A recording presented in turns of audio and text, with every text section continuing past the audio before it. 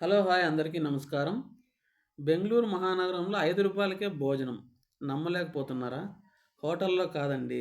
ప్రభుత్వం ద్వారా నిర్వహించబడుతున్న ఇందిరా క్యాంటీన్‌లో ఇక్కడ రూ. 5కే ఉదయం 7 గంటల నుంచి 10 గంటల వరకు ఇడ్లీ లేక ఏదైనా ఒక రైస్ ఐటెమ్. మధ్యాహ్నం 12-3 వరకు, రాత్రి 7-9 వరకు టైమ్ టేబుల్ ప్రకారం వచ్చిన వారందరికీ భోజనం పెడుతుంటారు. ఒక పోలీస్ కానిస్టేబుల్ కూడా ఉండి మొత్తం క్యాంటీన్‌కు ఇన్‌చార్జ్‌గా వ్యవహరిస్తుంటారు.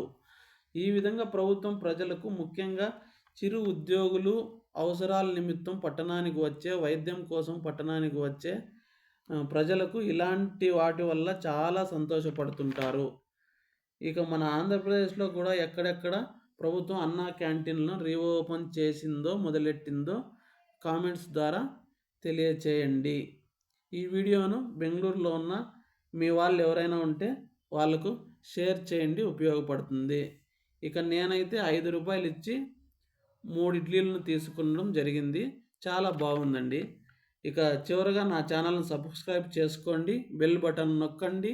నా వీడియోను మొత్తం చివరి వరకు చూసినందుకు మీ అందరికీ ఎవరికొవరు ఉపయోగం ఉంటుందని నమ్ముతూ ధన్యవాదాలు.